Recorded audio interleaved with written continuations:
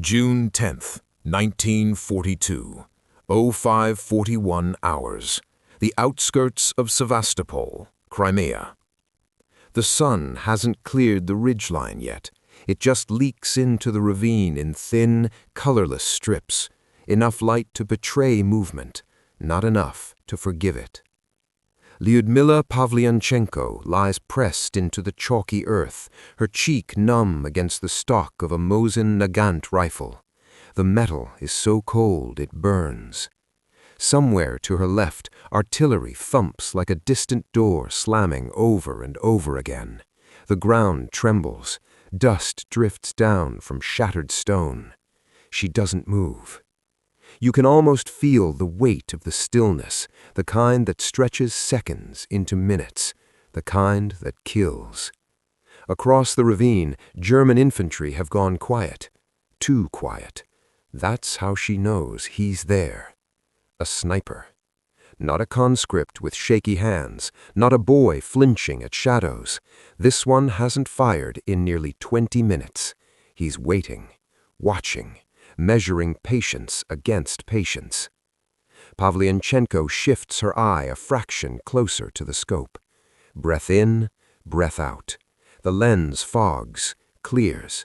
Her gloved finger rests outside the trigger guard.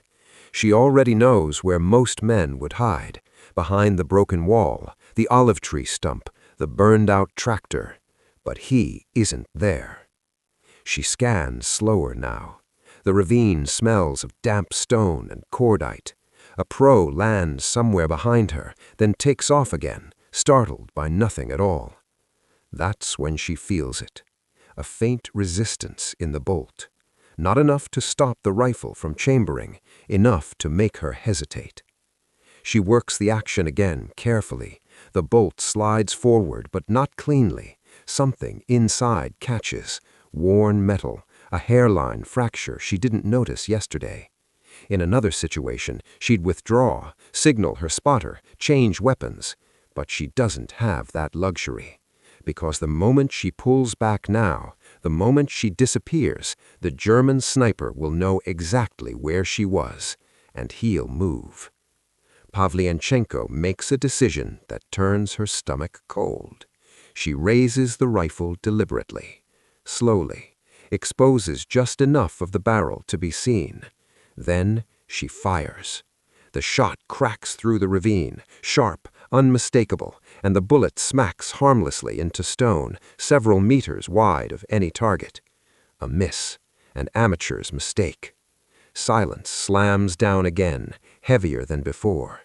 On the far side, hidden eyes are suddenly alert. Somewhere across the ravine, a German Obergefreiter named Franz Keller tightens his jaw behind a scoped Karabiner 98K.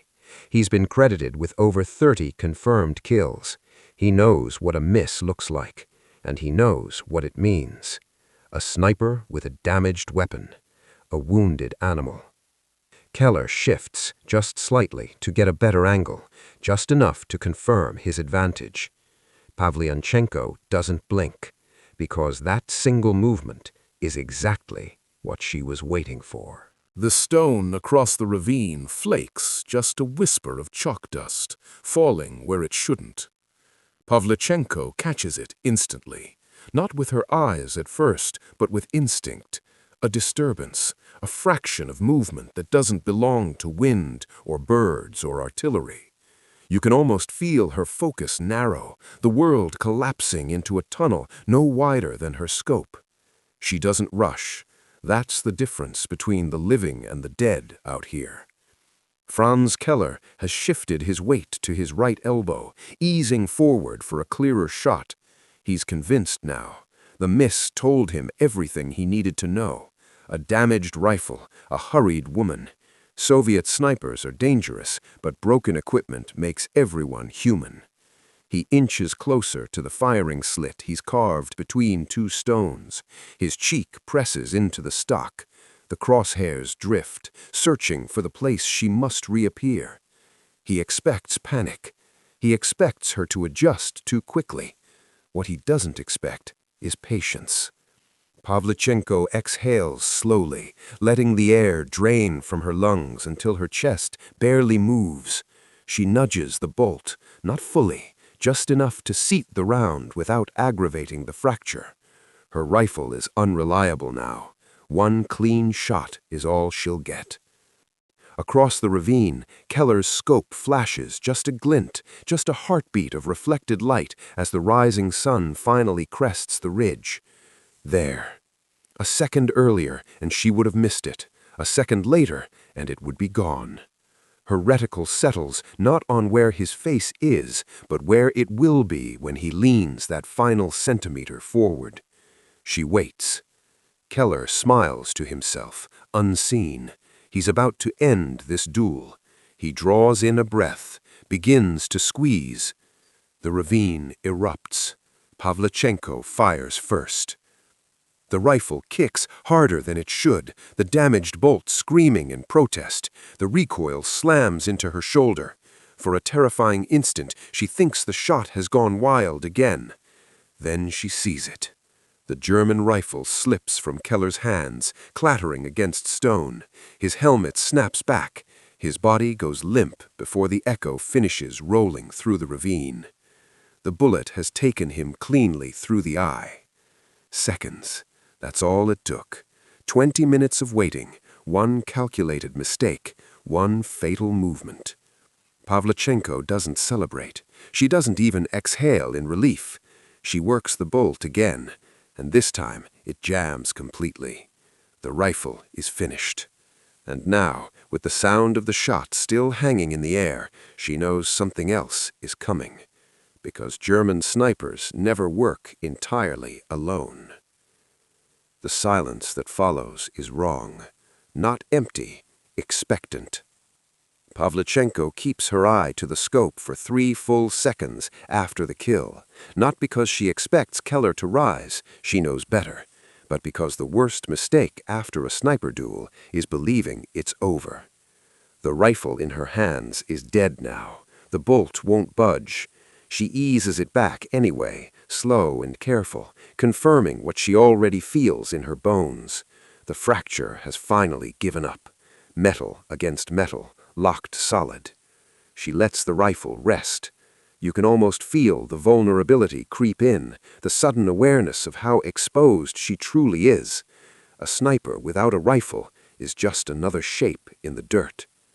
Across the ravine, nothing moves. Then, farther right than Keller's position, a shadow shifts. Not a body, not a weapon, just a presence where there hadn't been one before. A spotter. Pavlichenko's pulse quickens, but her breathing doesn't change. Keller hadn't been reckless enough to hunt alone. Someone had been watching this entire exchange from a wider angle, tracking the duel, waiting for the winner to reveal herself. And she just did. The Soviet sniper slides her left hand toward the ground, fingers brushing against loose stone, measuring distance without looking. 10 centimeters from her palm lies her Tokarev pistol, half buried in dust, useless at this range.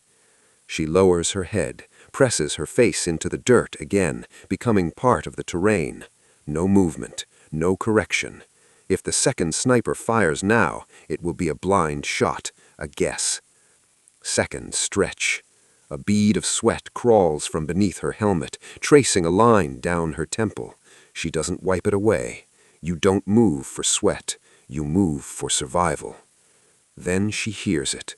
A rifle sling creaking under tension. That's when she understands his mistake. The second sniper believes she's still committed to the same position. He thinks the broken rifle has trapped her, frozen her in place. He's preparing to finish what Keller couldn't. Pavlichenko doesn't lift her head. She rolls. A sharp, sudden movement, violent after so much stillness. She drops into a shallow depression she'd memorized hours earlier, just as a shot cracks through the ravine and punches into the earth where her skull had been. Stone explodes, dust blinds the air. She comes up already moving, already reaching for her secondary weapon, a backup Mosin cached beneath a strip of canvas and dirt. The rifle is shorter, cruder, but it works. Across the ravine, the second sniper has already fired, which means he's already lost. Pavlichenko shoulders the backup rifle in one smooth motion, muscle memory taking over before thought can interfere. The stock fits differently, lighter, the balance is off. She compensates without looking. The second sniper is scrambling now. You can almost picture it, him flattening himself behind cover, heart hammering, replaying the last 10 seconds in his head. He fired too fast, gave away direction. Not position, not exactly, but enough. Enough for someone like her. Dust still hangs in the air, drifting like smoke from a dying fire. Through it, Pavlichenko studies the ravine again, this time with fresh eyes. The second man isn't as disciplined as Keller. He shifted too far after the shot, left a scuff mark on pale stone, disturbed a line of loose gravel. She tracks the disturbance uphill. There, behind a slab of limestone angled like a broken tooth, a shadow that doesn't match the sun. She slows everything down. Breath, stillness, control. The backup rifle's scope isn't zeroed perfectly. She knows this. She's trained with it, but not today, not under this light. The wind has changed slightly too, curling through the ravine instead of cutting straight across. She adjusts. Across the way, the German sniper, his name will never make it into a report, peeks out just long enough to confirm whether she's still alive. That's all Pavlichenko needs. She fires. The shot echoes sharper than the first, snapping through the ravine like a whip crack. The recoil nudges her shoulder back, but the rifle holds. The bullet strikes stone just beside the shadow, showering it with fragments. A near miss. On purpose. The German flinches, an instinctive human reaction, and jerks backward, straight into her corrected line of fire. The second shot is final. When the echo fades, the ravine settles again, as if exhaling after holding its breath for hours. No return fire, no movement, just wind and distant artillery reclaiming the soundscape. Pavlichenko stays where she is. She doesn't rise, doesn't check the bodies. That comes later. Victory in sniper warfare isn't confirmed by sight, it's confirmed by time. And as the seconds tick by, she feels something else creeping in. Not relief, not pride, something heavier. Because this duel, this broken rifle, this calculated deception is about to follow her far beyond this ravine. The sun is fully up now, bleaching the ravine of its shadows. Only then does Pavlichenko allow herself to move. She crawls backwards first, slow and methodical, retracing her path by memory rather than sight. Every meter matters, every silhouette can betray you. When she finally rises behind cover, her legs tremble, not from fear, but from the sudden return of blood and gravity. Below, the ravine lies quiet. 2 German snipers, both still. One duel, finished in moments, but the cost lingers in the air, like cordite that won't quite fade.